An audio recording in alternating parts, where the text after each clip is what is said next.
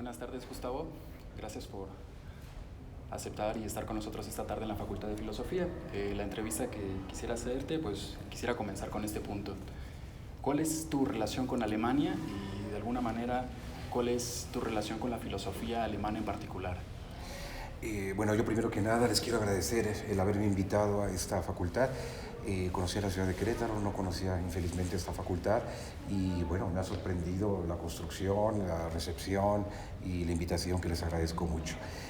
Mi relación con Alemania pues data ya de bastantes años. Yo soy de una generación muy anterior a la de ustedes y bueno, yo me formé en Alemania, ya hice mi doctorado en la Universidad de Tübingen, donde estuve yo trabajando, realizando mi tesis doctoral del año 91 al año 97 aproximadamente. Después regresé yo, unos años después, regresé para México, me incorporé a mi universidad, a la Universidad Autónoma Metropolitana, y unos años después, en 2001, tuve la oportunidad de, con una beca de la Fundación Humboldt, realizar una estancia postdoctoral en la Universidad de Heidelberg y en la de Frankfurt. Y pues en virtud de esto también se empezaron a estrechar de una manera mucho más intensa los lazos que yo tengo con Alemania en general, con la filosofía alemana en particular. Y pues bueno, ya los lugares en que he mencionado, que son Tübingen de un lado, Heidelberg y Frankfurt por el otro, pues ya van dando como las coordenadas temáticas, ¿no? Y en términos de tradiciones filosóficas, en donde yo me he desarrollado. Por un lado, cuando alguien habla de Tübingen, pues habla sobre todo del idealismo alemán, ¿no? Y habla, por ejemplo, ustedes saben que ahí en Tübingen se encuentra la Stift, la Evangelische Stift, donde estudiaron Hegel, Hölderlin y Schelling, donde plantaban un famoso árbol de la libertad. Está ahí a unos pasos de la facultad en la que yo estudié. Está también la torre de Hölderlin, que es la torre en la que Hölderlin vivió recluido los últimos años de su vida, consumido por la locura. Entonces, esas presencias son muy importantes para el cultivo, desarrollo del idealismo alemán. Y ahí, pues en Tübingen tuve la oportunidad de llevar cursos con el profesor Rüdiger Bubner, que era mi asesor de tesis de doctorado y que se había formado con Gadamer, fue alumno directo de Hans-Georg Gadamer. Y también ahí pues me acerqué a cursos con el profesor Otis Hofe, que él venía desde Kant, trabajando temas sobre todo de filosofía política, moral y del derecho, con Manfred Frank, que es uno de los grandes conocedores tanto de la filosofía de Schelling como del Flujo Romántico alemán, y con otros profesores como Günther Figal, uno de los grandes conocedores de la obra de Martin Heidegger, al igual que con profesores como Hans-Joachim Kremer, que es uno de los grandes, ya falleció infelizmente, uno de los grandes estudiosos de la obra de Platón, de las doctrinas no escritas de Platón, que desarrolló junto con Conrad Geiser. Entonces todo esto pues me abrió a mí una serie de panoramas y de inquietudes en esas direcciones, ¿no? Y después Heidelberg, pues Heidelberg es sobre todo el lugar en donde actuó y tuvo una enorme influencia Hans-Georg Gadamer y la hermenéutica.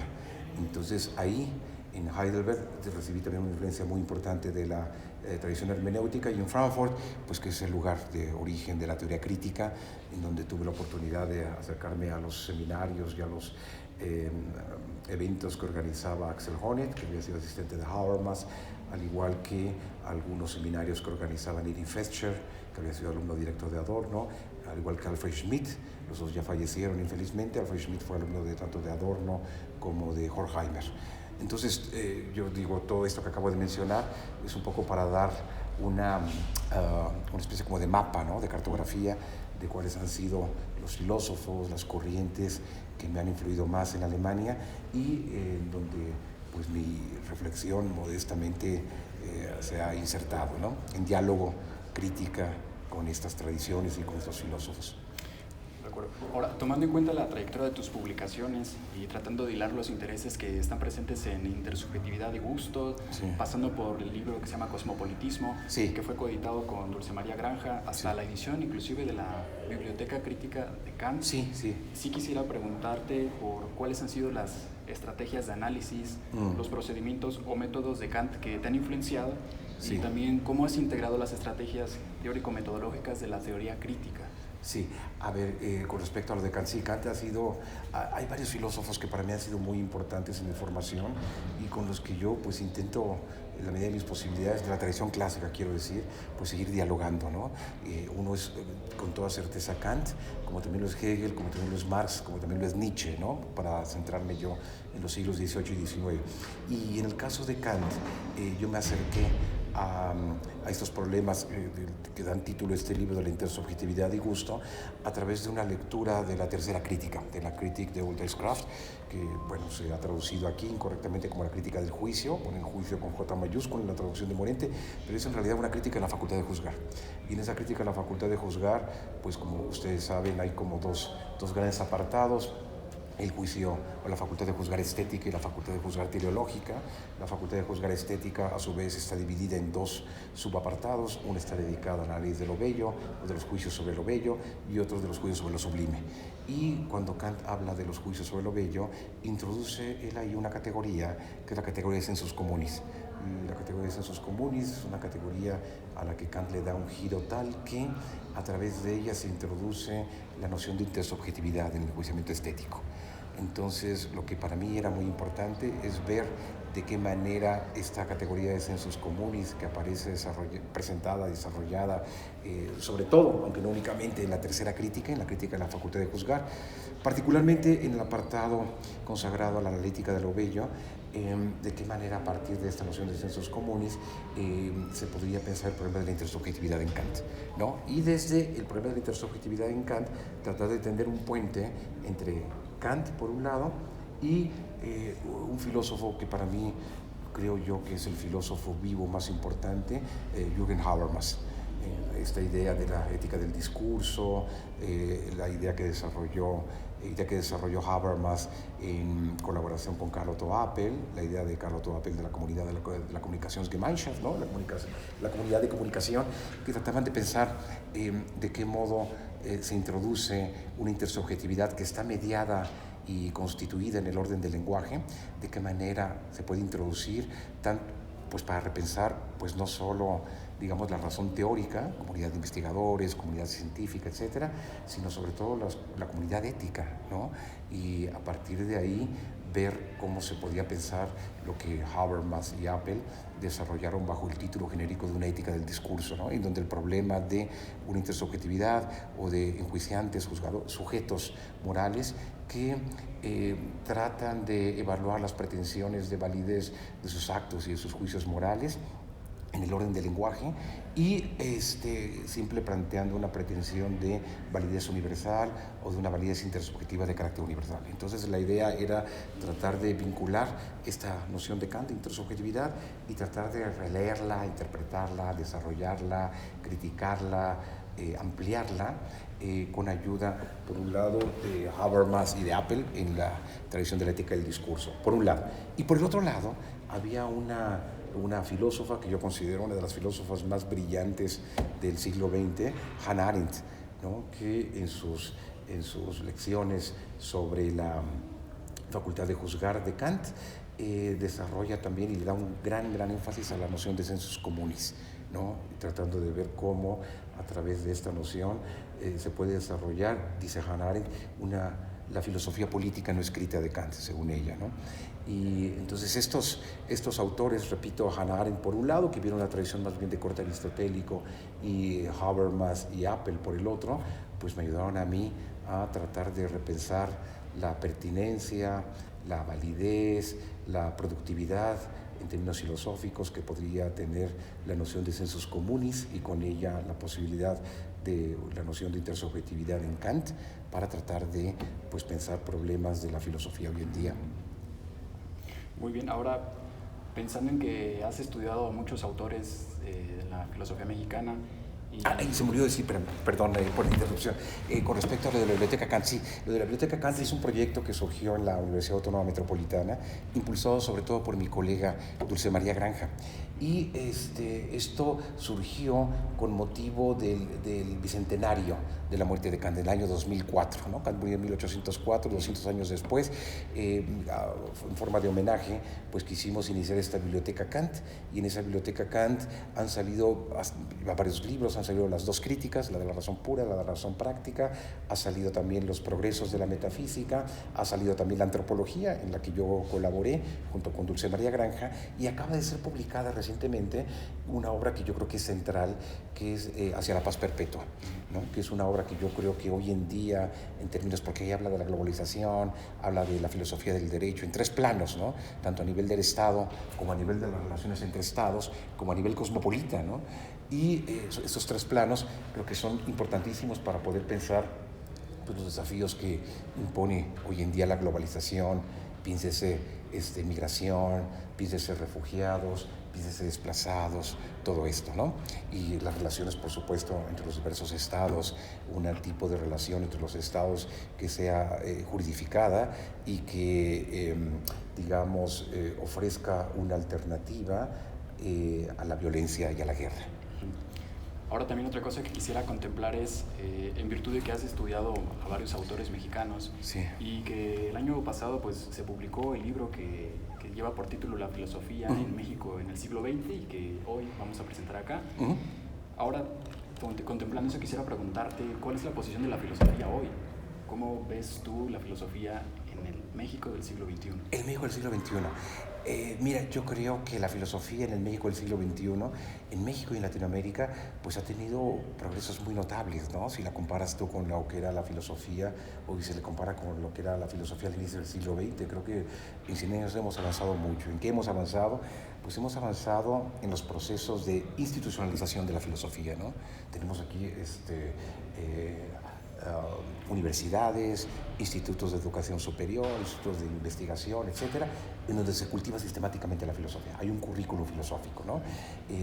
Esto también ha incidido en que tenemos también una comunidad filosófica ya más o menos bien formada, ¿no? Ahí al final de ese libro yo coloco un anexo en donde aparecen pues, todos los lugares en los que se imparte la carrera de filosofía, a nivel de licenciatura, maestría, doctorado, etcétera. Y son bastantes en el país, ¿no? No tengo en este momento ahí la cuenta de cuántos son. Y muchos de estos lugares en los que se imparte, instituciones en las que se imparte la filosofía, pues ya cuentan con profesores de carrera que han sido formados, ya muchos de ellos con grado de doctorado, sea dentro o sea fuera de México, y que publican en revistas, ¿no? Y revistas que están vinculadas a centros de enseñanza y de investigación. Entonces ya tenemos instituciones, tenemos revistas, tenemos una comunidad filosófica con muchos problemas, o sea, no nos leemos todavía entre todos. A mí, por ejemplo, en el momento en que escribí este libro, me era muy difícil saber desde la Ciudad de México qué es lo que se está haciendo, por ejemplo, en Querétaro, en Morelia, etcétera, y pues habría que ir a bibliotecas, habría que ir a internet. Tenemos una memoria que todavía no está bien estructurada. Me refiero a lo siguiente, ¿no? En Querétaro, en Guanajuato, en Morelia, en la Ciudad de México incluso, pues hay revistas, hay libros, hay artículos que son publicados en 20, 30, 40 años y que a veces no son fáciles de conseguir en bibliotecas, ¿no? Entonces eso quiere decir que nos falta mucho por hacer, pero se ha hecho mucho. Y tenemos cada vez más, pues, nuestras comunidades. Esta comunidad, felizmente, no es una comunidad endogámica, ¿no? Sino que es una comunidad que está integrada en comunidades de discusión, tanto con otros colegas del mundo hispanohablante, Sudamérica, España, etcétera, como en general con la gran comunidad internacional, ¿no? Cada vez son más los profesores aquí que realizan estancias fuera, en Estados Unidos, en Francia, Italia, Alemania, Inglaterra, etcétera. Menciono estos porque son los centros, en términos filosóficos, quizá los que más producen. Y entonces tenemos aquí un alto grado de sofisticación, en el buen sentido de la palabra, sofisticación, y de rigor en la argumentación, que creo que es una enorme ganancia. Ahora, es una comunidad que todavía está poco cuestionada. ¿no? Tenemos pocos espacios de discusión, a veces en estos congresos nacionales no se dan las dinámicas de interacción o de sinergias que se desearían como para poder formar algo así como grupos de discusión. Sí, digamos, yo lo contrasto, por ejemplo, con Brasil, ¿no? Tengo una relación muy estrecha con Brasil. Estuve viviendo 2 años en Sao Paulo, colaborando con una universidad. Ya tienen la llamada ANPOFI, Asociación Nacional de Profesores de Filosofía. Es una cosa impresionante, ¿no? Porque está dividida en grupos de trabajo, y tiene un grupo de trabajo, qué sé yo, Hume, otro grupo de trabajo estética, otro grupo de trabajo filosofía analítica, etc. Y tienen, por supuesto, sus encuentros anuales, bianuales, trianuales, pero en el ínterin, mientras no hay esos encuentros, esos grupos de trabajo están haciendo actividades, ¿no? Y aunque unos estén Brasil es un país muy extenso, simplemente esto se los digo para que lo tengan en cuenta, es en dimensiones 4 veces mayor que México. Entonces, poder conectar a alguien que está, por ejemplo, en el sur de Brasil, en Río de Janeiro, o en Sao Paulo, o en Porto Alegre, con alguien que está en Bahía, ¿no? Es como estar hablando alguien que en la Ciudad de México y alguien que está en Bogotá, es una cosa complicadísima. Y sin embargo, ahí han logrado, a través de esos grupos de trabajo que pertenecen a la ANPOFI, pues han logrado niveles de apoyo, niveles de desarrollo, de argumentación, de grupos de trabajo, pues que han dado lugar a obras y a grupos de discusión de mucha relevancia, por un lado. Y por el otro lado, ahora Brasil atraviesa por una situación muy difícil, ¿no? Con el nuevo gobierno de Bolsonaro, pero en la época de Lula y de Dilma Rousseff había un gran apoyo para las universidades y para este tipo de eventos, ¿no? Entonces ustedes podían ver a jóvenes brasileños entre los 25, los 30 años, etcétera, que podían realizar estancias financiadas con apoyos de lo que sería allá el CNPq, ¿no? Que es el equivalente al CONACYT aquí, estancias de 5 o 6 meses con un profesor específico para ir a trabajar un tema, Hegel, Hume, escepticismo, semántica, lo que ustedes, o filosofía de la ciencia, etcétera, ¿no? Entonces, bueno, simplemente hay que ver ahora los rankings universitarios y en Iberoamérica, en Latinoamérica, las universidades que están en la cabeza son siempre las brasileñas, ¿no? Los 5 o 6 mejores están siempre ahí. Entonces, yo creo que en este punto el Brasil de esa época, digo yo, sería para nosotros como un modelo así. O sea, se ha hecho mucho, pero hay que hacer todavía más. Y para esto, pues tenemos que ser los filósofos, los que tenemos que hacer mucho, tenemos que un poco salir del cubículo, tenemos que empezarnos, bajarnos a veces de la Torre de Marfil y empezar a dialogar de forma más horizontal con los colegas, con los estudiantes dentro y fuera de la Ciudad de México. Estamos muy centralizados, necesitamos muchos más recursos, ¿no? Para que a nuestros mejores jóvenes en la Ciudad de México, en Querétaro, en Morelia, en Chiapas, en donde estén, pues poderlos potenciar, poderlos capacitar y que regresen aquí al país a seguir pues, enriqueciendo esta comunidad, ¿no? Y tocando este último tema sobre la filosofía y sus necesidades, ¿qué opinión tienes de la labor que se desarrolla en los institutos de filosofía que hay en México? Y me refiero a los institutos de filosofía en universidades públicas. Sí. UNAM, Universidad Veracruzana, la Universidad de San Nicolás de Hidalgo. Sí, sí. Y te lo pregunto en la siguiente sintonía porque pareciera que a la vez que hay una superespecialización que fomenta pues, profundidad en los estudios, a la vez hay un desligue y una desvinculación con el espacio público. Es como una paradoja, ¿no? A la vez que si hay más filosofía, a la vez se aleja más. Entonces, ¿tú cómo ves esta situación de los institutos de filosofía? Sí, mira, ahí al final, perdón que me autocite, pero ahí al final del libro estaba revisando en las páginas 825, 830 por ahí, yo hablo de los que considero pues, los grandes desafíos para la filosofía en México. Y uno de ellos es ¿no? Por un lado tenemos los institutos que tú mencionas, pues son institutos que cuentan con una gran cantidad de recursos, son institutos que cuentan con buenas bibliotecas, son institutos que tienen un muy buen equipo, un muy buen claustro de investigadores y esos institutos han ido especializando, como tú bien lo has dicho, por ejemplo el de filosóficas de la UNAM, de la Ciudad de México, es un instituto de primera que pues con el paso del tiempo se ha ido especializando cada vez más en términos de dirección de filosofía analítica, ¿no? El que mencionas de la Universidad Michoacana también de gran calidad, por muy buenos colegas, en fin, que se ha ido especializando como en cuestiones de filosofía de la cultura. Y lo ideal sería, pienso yo, que tanto en los institutos como en algunas universidades, pues hubiera como nichos de especialización, ¿verdad? Nosotros ahí en la UAM tenemos un posgrado que tiene dos grandes líneas. Una es la de filosofía moral y política, en donde creo que hemos alcanzado cosas así muy, muy interesantes, y de hecho pues el premio a la mejor tesis de doctorado del año pasado fue para una mujer que hizo una tesis con nosotros de doctorado en filosofía política, que era sobre la tradición republicana en el mundo hispánico.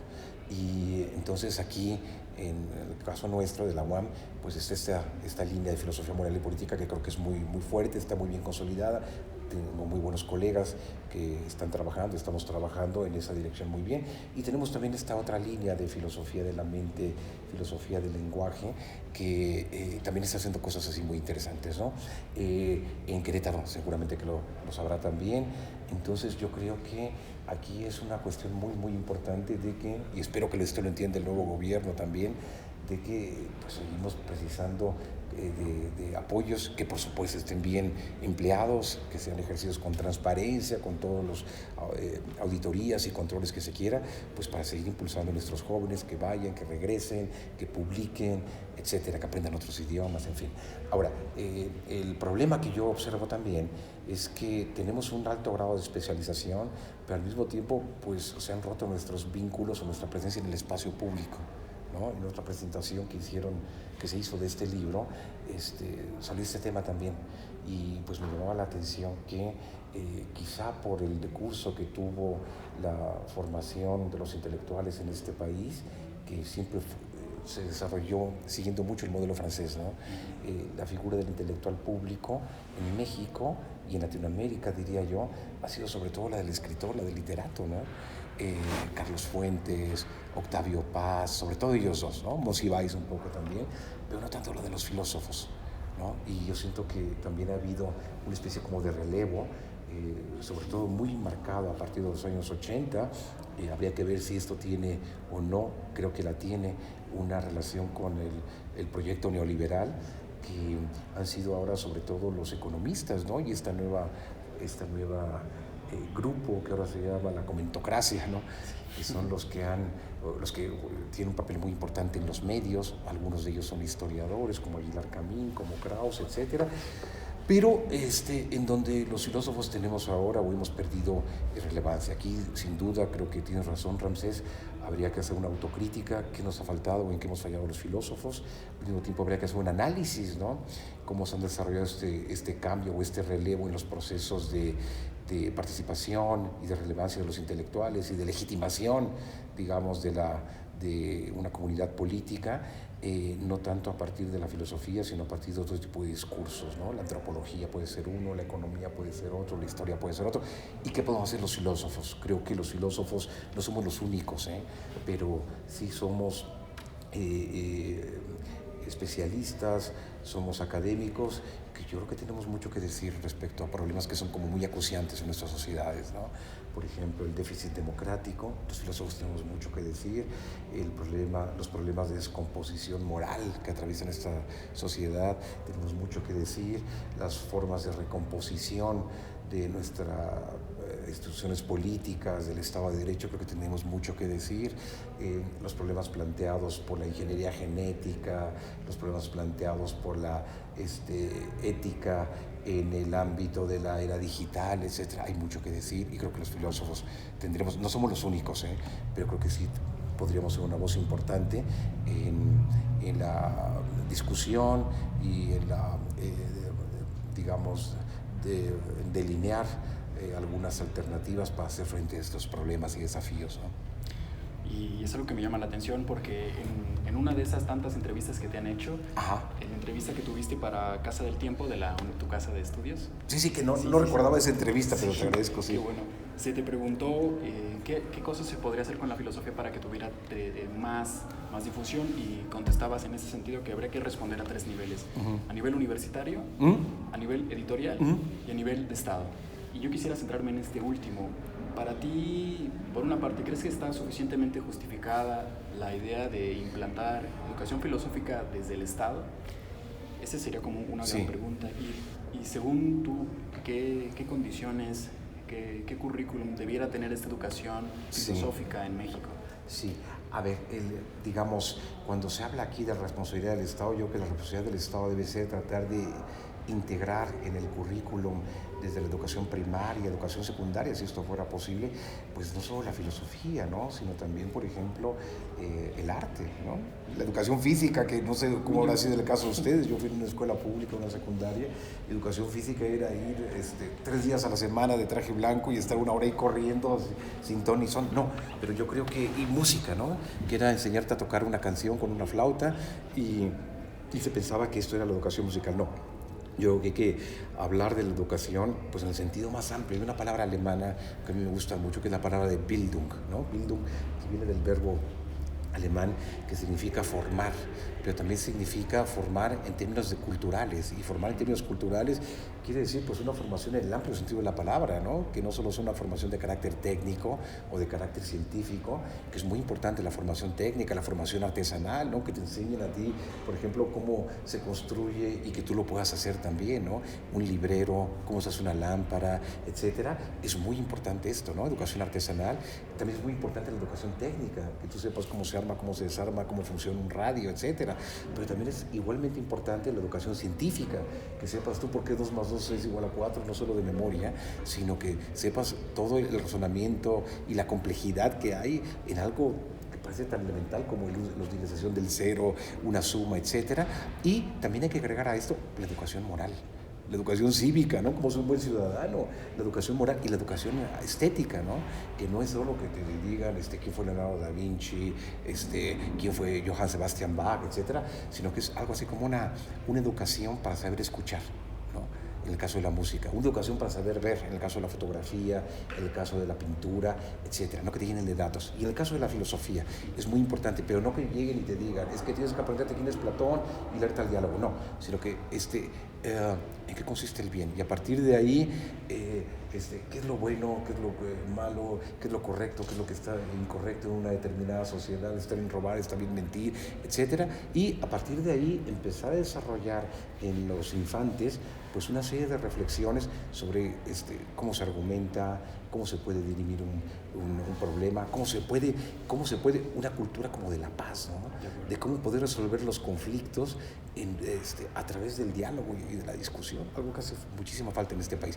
Entonces yo digo, aquí la filosofía tendría que ver con algo así como una escuela de argumentación y de razonamiento público sobre nuestras prácticas, sobre nuestros saberes, sobre nuestras habilidades, sobre las instituciones en las que vivimos, sobre los órdenes institucionales en los que nos encontramos, sobre nuestras relaciones familiares, nuestras relaciones con los amigos, qué es la amistad, etcétera, ¿no? Y bueno, ya como la última pregunta, y sabiendo que ya nos queda poco tiempo para esa otra actividad, en lo particular, ¿tú cómo concibes, cómo imaginas el ejercicio filosófico de los próximos años? ¿Cómo imagino el ejercicio filosófico de los próximos años? Pues imagino el ejercicio filosófico de los próximos años pues con un gran apoyo por parte de las instituciones federales y estatales correspondientes, las secretarías, los ministerios, el CONACYT, etcétera. Lo concibo como un tiempo en donde se haga justicia a las necesidades más elementales de formación de nuestros jóvenes, que digamos desde la educación primaria hasta la educación universitaria, lo concibo como un periodo en donde tuviéramos recursos para tener buenas bibliotecas, lo concibo como un periodo en donde los filósofos pues estemos ofreciendo cada vez más mejores argumentos para poder comprender nuestros saberes, nuestras prácticas, el mundo en el que vivimos y donde podamos responder de una manera adecuada a lo que pues muchos dicen que son algunas de las preguntas centrales de la filosofía, ¿no? Que es cómo debo vivir, qué debo hacer y qué es el hombre. Y pues espero que en ese sentido los filósofos podamos tener cada vez herramientas conceptuales, estrategias de argumentación más precisas para poder dar respuestas adecuadas a estas preguntas, ¿no? Y pues nada más, te agradecemos mucho haber estado. No, yo les agradezco mucho a ustedes la invitación y gracias. este magnífico lugar y el diálogo. Muchísimas gracias. No, a ustedes.